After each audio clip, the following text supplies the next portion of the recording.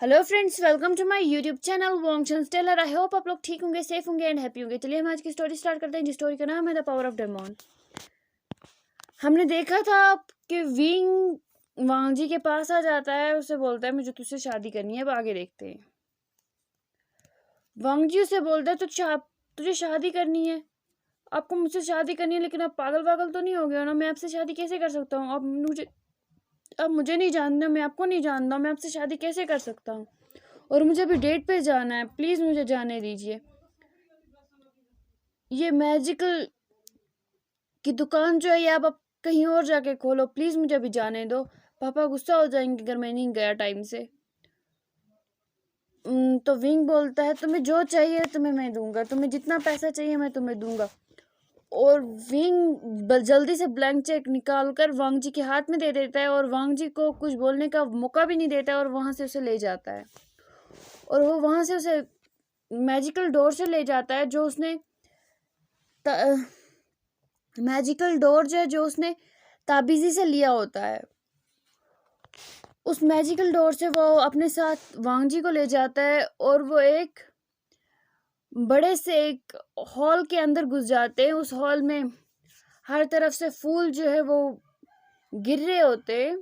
वहां पे ऑलरेडी किसी की मैरिज हो रही होती है और विंग वांग जी को लेके वहीं चला जाता है।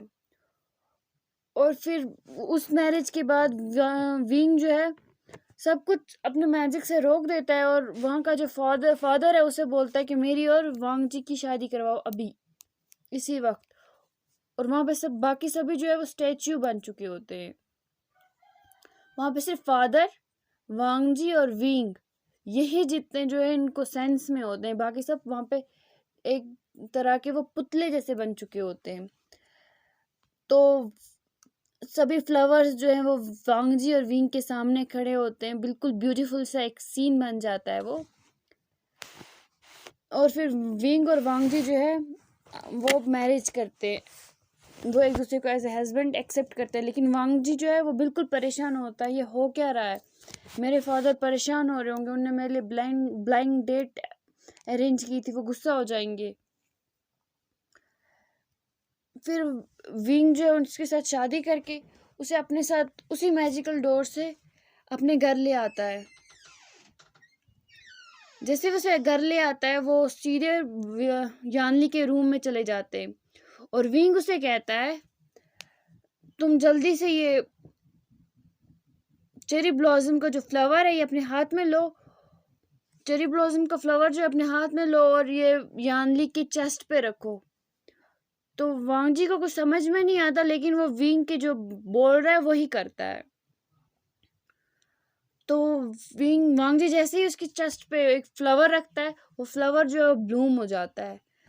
तो ताबीजी बोलती है अब इसे लास्ट सन जो है, मून जो है, मून की लास्ट किरण जो है, मून जबकि मून बादलों में छुपने से पहले रात की जो आखिरी किरण है उसकी जो रोशनी है वो लाके से यानली के ऊपर छोड़नी होगी। तो विंग बोलता है ये मैं कैसे कर सकता हूँ? वो सबसे पूछता है, सबको ऐसे देखता है। तो विंग बोलता है कुछ बोलो मत, कुछ भी बोलो मत, तुम्हें जो कहा जाता है वो सिर्फ तुम करो, तुम्हें बोलने का हक किसी ने नहीं दिया है। तो वांगजी जो है वो चुप हो जाता है और विंग उसे अपने साथ लेके बाहर चला जाता है। और वो उससे, क्योंकि वो शाम का ही टाइम होता है, तो वो उसके साथ जाके वहां पे लास्ट किरण का इंतजार करते हैं कब ये लास्ट किरण चांद की जो है वो आएगी। लास्ट जो लाइट है चांद की वो कब आएगी, कब होगी। और जैसे ही वो टाइम आता है, 10 मिनट रहते हैं, तो वांग जी जो है उसकी आंख लग चुकी होती है विंग के शोल्डर पर। विंग उसे उठाना तो नहीं चाहता, लेकिन विंग की मजबूरी होती है, वो वांग जी को तब उठाता है। वांग जी को बोलता है कि अब तुम्हें उस किरण को अपने हाथों में लेना होगा। चांद की रोशनी की आखिरी किरणें जो है वो तुम्हें अपने हाथ में लेनी होंगी। और वांग जी वैसा ही करता है, उसे कुछ समझ में तो नहीं आता। वो बोलता है पागल तो नहीं हो गया, मैं कैसे इस किरणों को हाथ में ले सकता हूँ? तो वांग जी जैसे ही अपने हाथों को चाँद की तरफ करता है, उसके सच में उसके हाथ में जो है वो किरणें आ जाती है, वो रोशनी आ जाती है चाँद की।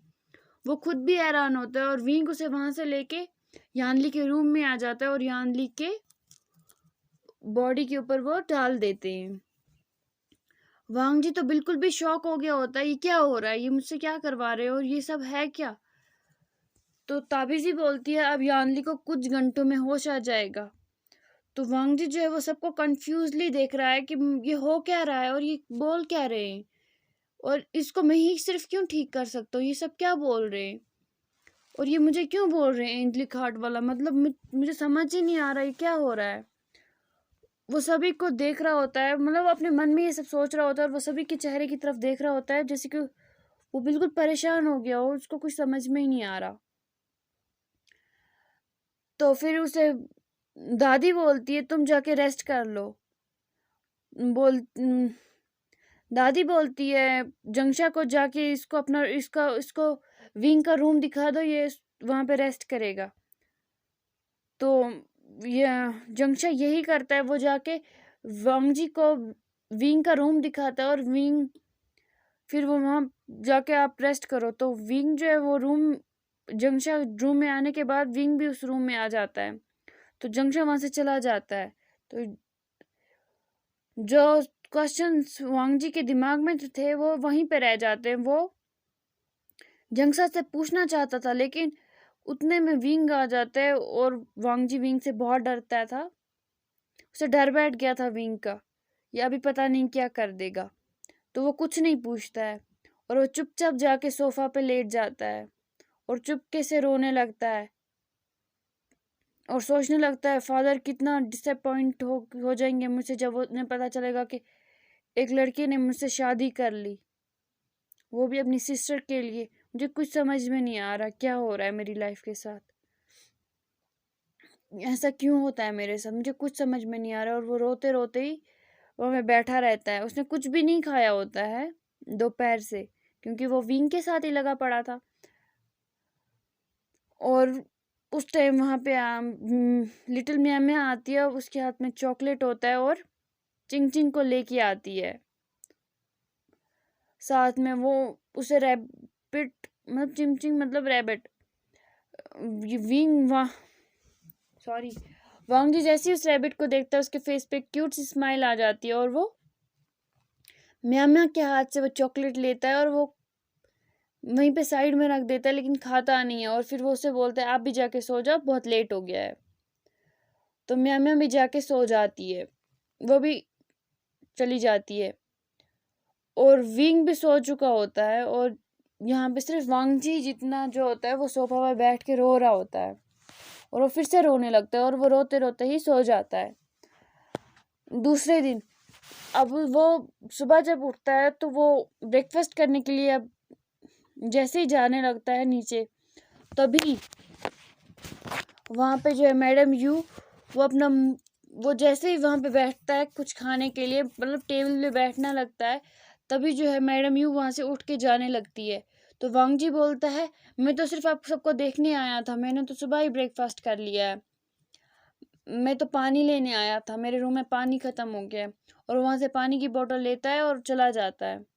बट उसे भूख बहुत ज़्यादा लगी होती है क्योंकि उसने कुछ भी नहीं खाया था, क्योंकि वो रात से उसने कल दोपहर से कुछ नहीं खाया हो, तो उसे भूख बहुत ज़्यादा लगी होती है। लेकिन वो वहाँ का माहौल देख के वहाँ से चला जाता है।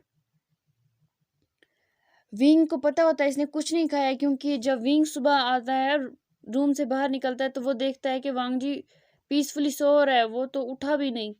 तो विंग सोचने लगता है कि ये इसने झूठ क्यों कहा। लेकिन विंग उस टाइम कुछ नहीं कहता, वो अपने मैजिक से जो है उस ट्रे में एक ट्रे उठाता है, उसमें फूड कर रखता है और वो ट्रे जो है वो मैजिक से ही अपने रूम में भेज देता है। और ये सब देख के वांग जी बहुत खुश होता है कि विंग दिखने में जैसा भी कितना भी हॉरेबल क्यों ना हो, लेकिन वो उसके अंदर सॉफ्ट हार्टेड है। वो उसे पता था मैंने कल से कुछ नहीं खाया, उसने फूड भेजा। फिर वांग जी जो है वो अच्छे से ब्रेकफास्ट करता है, वो तो है ही बुकड़, वो अच्छे से खाता है। फिर वो जो है वो उसको फिर वो स्ट्रे को जो है वहीं पे छोड़ देते हैं और फिर वो रूम की चीज़ें देखने लगता है, चेंज करता है, फ्रेश हो जाता है और रूम की चीज़ें देखने लगता है, मतलब उस घर को जो है वो देखने लगता है बाहर से। इतने में जंगशा जो है वो वांगजी के पास चले जाता है और पूछता है आप ठीक तो हो ना, आपको विंग ने ऐसा किया? फिर वो उसे बोलता है एक्चुअल में हमें ना जीजे को हमें बचाना था और विंग के पास कोई और चारा नहीं था, आप ही एक एंजलिक हार्ट वाले पर्सन हो। तो वो बोलता है बट विंग की परसों तो विंग की शादी होने वाली थी जब मैं यहाँ पे केक डिलीवर करने आया था। तो जंगशा बोलता है हाँ विंग की एंगेजमेंट हुई है, लेकिन वो लड़की जो है वो एंजलिक हार्ट वाली नहीं है और विंग को बचाने के लिए हमें एक एंजलिक हार्ट वाला पर्सन चाहिए और वो एंजलिक हार्ट जो है वो आपके पास है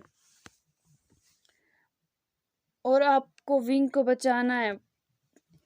विंग खुद को कितनी, वो अपने लिए आपको कभी नहीं लाता, लेकिन वो जीजे के लिए पूरी दुनिया को अपने कदमों में ला सकता है, वो अपनी जान भी जीजे के लिए दे सकता है। तो वांगजी को अभी भी पूरी तरह कुछ समझ में नहीं आता, लेकिन थोड़ा बहुत उसका जो है वो डाउट क्लियर हो जाता है कि ये विंग जो है ये इतना ज़्यादा रात को इतना ज़्यादा गुस्सा क्यों हो रहा था, ये क्यों मुझसे घड़ी घड़ी बोल रहा था मुझे शादी करनी है। तो वांगजी उसे कहता है बट अगर उसे एंजलिक हार्ट वाले पर्सन से अपनी सिस्टर को बचाना था, लेकिन उसे मुझसे शादी क्यों करनी पड़ी? वो तो मुझे ऐसे भी बोल सकता था कि मुझे आपकी हेल्प चाहिए, तो शादी क्यों की उसने मुझसे, जबकि वो मुझे लाइक भी नहीं करता और इवन वो तो मुझे जानता भी नहीं ना, मैं उसे जानता हूँ। हम एक बार मिले थे। तो जंगशा बोलता है आप एक बार मिले थे मतलब? तो वांगजी उसे बोलता है हाँ मैं और विंग एक बार मिले थे, मेरे जिस शॉप में काम करता था उस शॉप में हम मिले थे। तो मैंने उसको मेरी गलती की वजह से मैंने उनको जो केक दिया था वो केक जो है उसका थोड़ा सा डिज़ाइन जो है वो बिगड़ गया था और विंग ने जैसे ही उसे देखा तो उसे गुस्सा आ गया और मैंने भी उनसे आर्ग्यू कर लिया और उन्होंने वो शॉप ही जला दी। तो जंगशा बोलता है क्या? वांगजी बोलता है हाँ उन्होंने पता नहीं क्या किया और शॉप में आग लग गई उनके बाहर निकलते ही, और मैंने उनको देखा था कुछ मैजिक करते हुए, उनके हाथ में कोई फ्लूट थी और उन्होंने उस फ्लूट से आग निकली और आग लग गई, बट मैंने किसी से कहा नहीं और फिर मेरी जॉब भी चली गई। जंगशा बोलता है सच में विंग ने ऐसा किया था? बट विंग तो ऐसा कर भी सकता है, क्या भरोसा है उसका। तो वांगजी बोलता है आपने मुझे ये नहीं कहा कि शादी क्यों मुझसे की विंग ने, मिस्टर खड़ूस ने मुझसे शादी क्यों की, जबकि वो मेरी हेल्प ले सकते थे, मैं उनकी हेल्प के लिए कभी ना नहीं करता। तो वांगजी वो जैसे ही पूछता है तो जंगशा बोलता है आपका इस घर से कोई रिश्ता होना चाहिए, वांगजी से कोई रिश्ता होना चाहिए था, तभी आप यानली जिजे को बचा सकते थे और विंग को आप ब्लैक डेमोन के साय से भी बचा सकते हो। आप ही एक पर्सन हो जो हमारी लास्ट होप है, जो हमारे विंग को बचा सकता है। तो व्यंगजी जो है वो शॉक हो जाता है, ये क्या बोल रहे हैं, एंजलिक हार्ट बचा सकता है। तभी विंग आ जाता है और बोलता है जंगशा से तुम यहाँ पे क्या कर रहे हो? तो जंगशा बोलता है कुछ नहीं, मैं बस भाभी से मैं ब्रदर इन लॉ से बात कर रहा था, सॉरी मैं ब्रदर इन लॉ से बात कर रहा था और कुछ नहीं। तो विंग बोलता है ठीक है कोई नहीं, अब तुम जाके रेस्ट कर लो, कल रात को अच्छे से रेस्ट नहीं किया था और ये भी रेस्ट कर लेगा आई एम सॉरी, ये भी रेस्ट कर लेगा। तो मगर वांगजी के जो डाउट्स हैं वो अभी भी पूरे क्लियर नहीं हुए। अब देखते हैं कल क्या होगा, वांगजी और विंग के बीच में क्या बात होगी। Thank you. अगर आपको मेरी एक्सप्लेनेशन अच्छी लगी हो तो प्लीज़ कमेंट में बोलना और लाइक शेयर और सब्सक्राइब करना ना भूलें। बाय बाय, कल मिलते हैं।